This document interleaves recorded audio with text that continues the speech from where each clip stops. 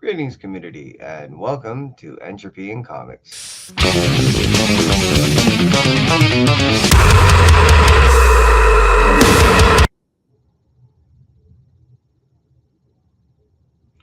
I'm your host, Kevin, and this is Kevin's most anticipated reads tomorrow for New Comic Book Day, 7/15/2026.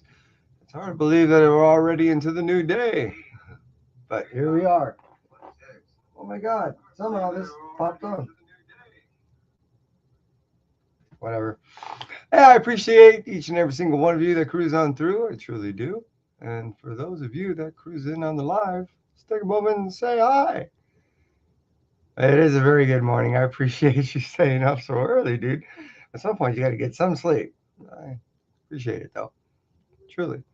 Let's start off in. Let's talk about Marvel Comics.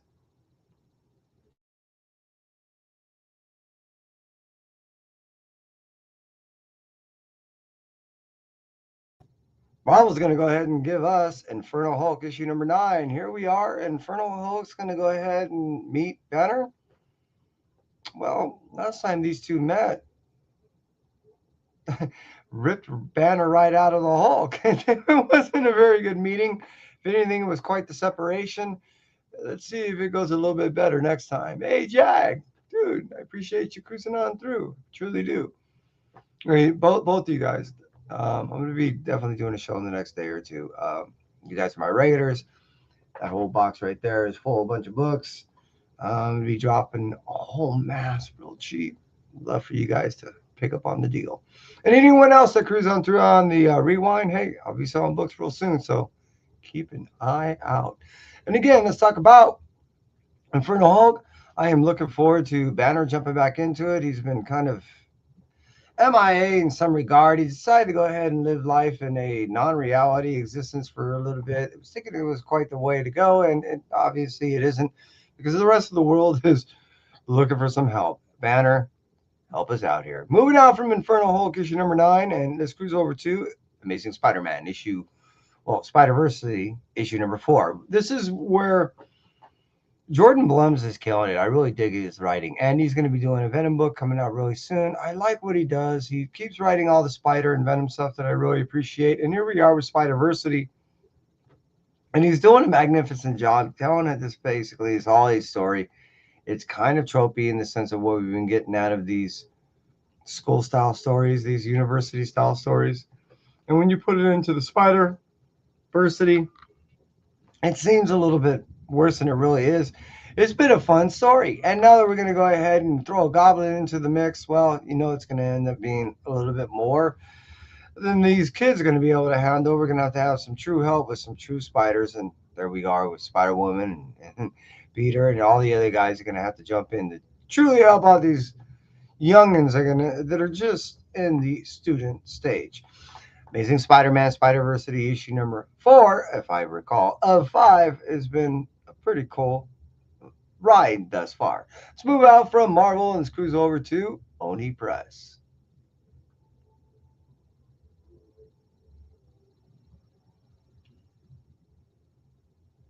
Oni is giving us Super Mondo Mega Mutts, issue number 1.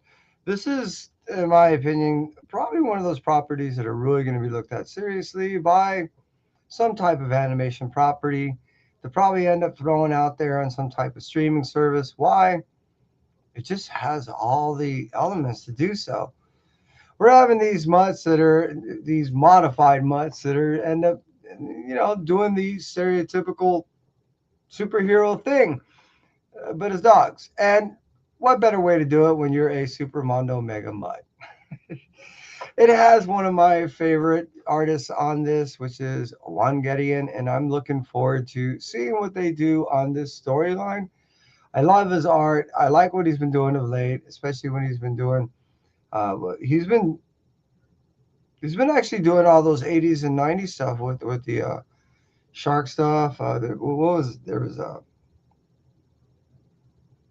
Mice from Mars. Yeah, he's been doing a lot of those books that have been had their short little animation runs and had their niche little, cult followings. And here we are with something that, in my opinion, is just waiting to be one of those historic, awesome things, just coming out tomorrow on 7/15/2026. Oni Press, Super Mondo Mega Mutt. So let's move out from that and cruise over to Dynamite.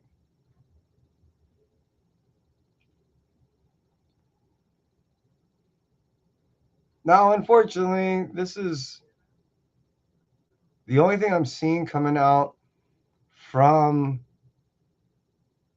the whole Ghost. So again, Space Ghost Annual 2026 is coming out on 7/15/2026. It is the only thing I'm seeing coming out from the Space Ghost that I see from David Pepos is really releasing.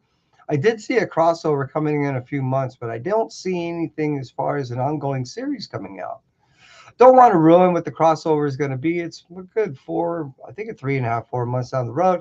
I'll be talking about that soon enough. I want to talk about Space Ghost Annual 2026. Why? This is the 27th book of the run that David was promised in his run. So he did 12, he did an annual, he did another. So no, he did a one shot, he did 12, he did an annual, he did 12, and now he's doing this final annual that goes ahead and gives the 27 issues in which that he was doing. Um, I'm I really fell in love with this character. This was just one of those characters that I remember back in the day that was a filler between some of the cartoons that I was watching during the time. David was really giving me a gravity behind the character that I never thought I would really appreciate as far as his character was concerned. I knew that he was someone that was just trying to always save the galaxy, but I never really knew any real background history of either the character or the villains in which that he was fighting. And now that we give such a substantial, like I said, gravity to the characters in which that are in this storyline, the kids included, and it's everyone, Blip, and it just, I never thought I'd actually grown as attached as I did to these characters. It really took me back. I really enjoyed David's writing, always has, always have, since day one that I've known him for a good, I think, decade now. But this one really hit me harder than I expected because it was something totally that I was somewhat familiar with, but he gave it, I really wasn't familiar with any background history, and he gave me a history that I soon fell in love with the characters. I'm digging it. If you don't know anything about Space Ghost or you are a fan of Space Ghost, I highly recommend get the trades, get this annual, fill in some gaps that are always there on a good Space Ghost story. Moving on from Dynamite, let's cruise over to Dark Horse.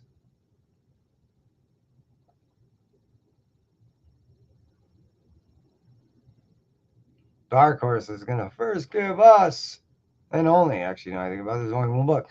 Foundations, issue number 1. This is a book written by Hickman. However, the reason why I end up initially picking up this book is I really thought it would be tying into the old sci-fi stories that I remember of. Help me out if I'm incorrect. I thought it was not Arthur C. Clarke, but um, or more. It was, oh, my brain went away. I can see his name. Hey, Lyle, how you doing? Trying to remember the guy who originally wrote the Foundations book, but I could see his name right there. Asimov, there it is. Thank you, Lyle. I appreciate it. Isaac Asimov, if I recall, he was the individual that first wrote the Foundation stuff, and I remembered as a kid because my dad used to talk about it. I'm picking this up as issue number 1 because I was led to believe that this might be an ongoing series. And if it's anything closely related to the Foundations book and series that was going on, I'm definitely all in. I can't wait to jump into this Dark Horse, but more out of curiosity on this Foundations book than I am anything else. It almost made my most anticipated, other than the fact that I was just a little bit vague on really the ultimate delivery. So It just missed the mark. Let's move out from Dark Horse and let's cruise over to Image Studios.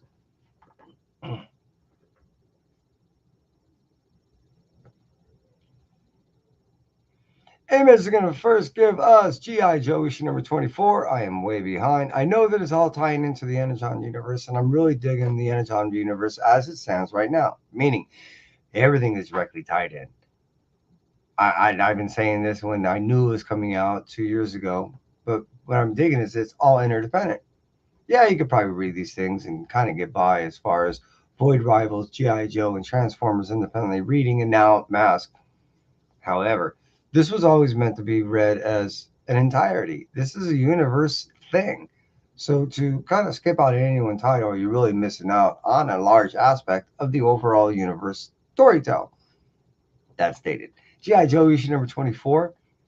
We're getting just as much Transformer style storytelling in the G.I. Joe stuff than we are anything else. Meaning we're starting to learn the significance behind them, how they can be implemented in the war on both sides, and how they're learning their own place both on this planet and how us Earthlings have a lot to learn from them at the same point. I think vice versa. G.I. Joe issue number 24. I can't wait. Let's move out from that and look over and cruise over to If Destruction Be Our Lot, issue number 3. The reason why I say this is most people are really not talking about this or even looking into this book. I highly recommend this. This is not only a book that's looking at, certain aspects of, yes, a post-apocalyptic world, but one in which that it's really addressing human nature in robots. We're seeing a lot of things that we would see in ourselves in these robots, and regardless if you can identify or not, you can see a lot of humanity in these things, and it allows you to, in some regard, as a whole, meaning as a world, kind of introspectively look and go, oh, so this is where we're fucked up. It's been so much that have been told in just these two issues, and how it's encapsulated and the way it's drawn is just brilliant. I really like the delivery of this book, and if it wasn't for the fact that I still haven't all fully read through two because I was just skimming through stuff, this would probably have been my most anticipated read. Moving on from If Destruction Be Our Lot, issue number 3, I highly recommend this book. And let's cruise over to Bad Rock, issue number 1. This is actually a second volume of an Image storyline that came out oh so many years ago. Now, if I recall, I didn't really actually get the original Bad Rock. It wasn't something I was really into, even though he was part of the team. What was it, Youngblood? And I was picking up almost all the Youngblood stuff. When they were coming out with some of these solo runs, yeah, no. However, I am curious and looking forward to jumping into a Bad Rock book.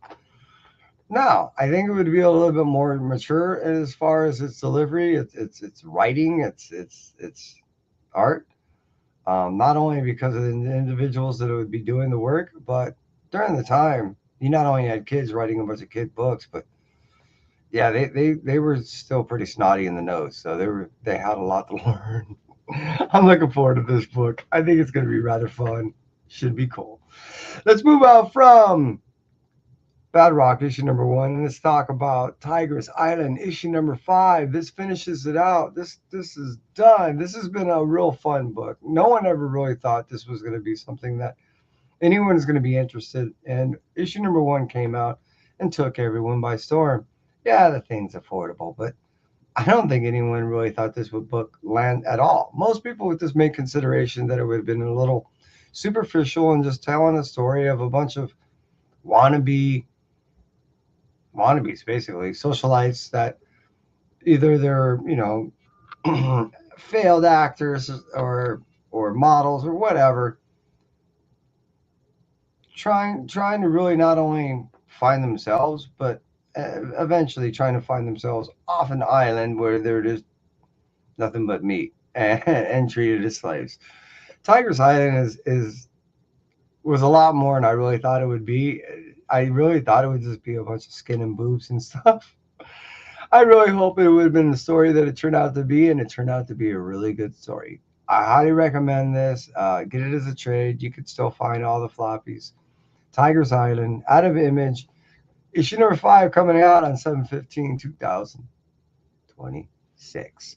Let's move on from that and let's cruise over to our second to the last book we're going to talk about, which is Department of Truth, issue number 38. I have to say, the only problem I'm having with this series, even though we're, what, 5+ years into this thing, is we should be at, what, issue 60 by now if we're actually 5.5 years deep, even giving them a couple of months. That's the problem, is the inconsistency of both the writing, as far as, in my opinion, somewhat of the direction, because I've been getting kind of yanked in different ways, and they decided just to expand the storyline as opposed to answer a few questions. That also, it's just not being released on a regular enough basis to allow me to have some cohesive understanding of the storyline in it and of itself. I get it. We're now fractured off onto essentially 3 different ways what the department wants, Cole and Hawk. I get that there's all these different storylines going on, and they're intertwined and bouncing off one another. I do. However, it's just that there were so many questions that were laid out and never answered, and there were aspects in which that really needed to be addressed that seeming like they were just kind of glossed over, which just doesn't allow the reader like me to allow that investment of time into the reading of the storyline and to the characters to be seeming like we're getting a payoff. I dig the story. I love the concept. I'm having a hard time following along in some regards because of the factors that are involved in reading this story. Outside of that, I dig this story. I really do. I look forward to it every time it comes out. I get excited when I actually have to only, when I get like 10 books in a year or so. I think it's cool. I just wish it'd be a little more consistent because I'm having a hard time remembering this stuff. That's me, maybe? I don't know. Department of Truth, issue 38, after 5.5 years. I dig in the story. I really am.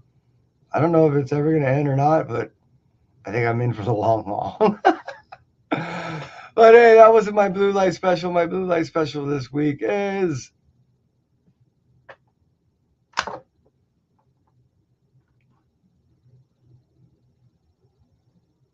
Dork, issue number 6. I love this story. Dork is the story of a half dwarf, half orc, living on 2 sides, essentially, of an island that's always in constant battle. He's just kind of bouncing between the precipice, not necessarily trying to be in the battle that's always and has been always continuously going on, as much as just trying to find his own place in life. Looked upon by both sides as a omen of death and destruction, Dork just wants to live and just live without any hassle and just without any, obstruction to enjoy one's, I don't know, happiness. That's it. And being that he's armed with a shield that's constantly telling him to do the right thing at the wrong time or the wrong thing at the right time or however you want to view it, he's always in constant battle with not only seemingly the ethics and morals that are surrounding him, but the social misunderstandings of his own place and how he looks at himself and how others misperceive who he is and how he is in the world that's around them, that they're the ones ripping it apart. Now you're like, what the fuck is he talking about? Dork is really just metaphorically and symbolically a story of a lot of things that are happening both in the past, the present, and God forbid the future, of just constantly factions of warring as opposed to actually having the ability to talk things out. Or actually using things like individuals that are always preaching, peace and understanding and just listening to them. And that's what the story of Dork seems to be at many a times.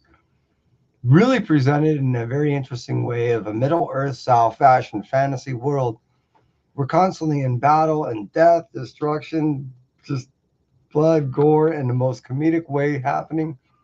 But overall, these morals of understanding tend to hit you at towards the end. And it's this journey. I'm not necessarily saying for all ages, but definitely brings you around to understand that this is a story with a message for all ages. Hey, for those of you that cruise on in, I appreciate you greatly. Las Cruces, Lyle, and where'd you go, Jack? Thank you very much. And again, my Blue Light Special, Doric issue number 6. Highly recommend this series. I think it's going to go on for 8 plus, maybe, issues. I have no idea when or if it's going to end, but I highly recommend it, seriously. And that's it for me. That should be. Everyone, you take care. And you know what I end up doing? I'll tell you what I end up doing. I end up messing up a little bit. And right now, what I'm doing is I'm buying me time because I did not do an outro. And I'm going to do that now.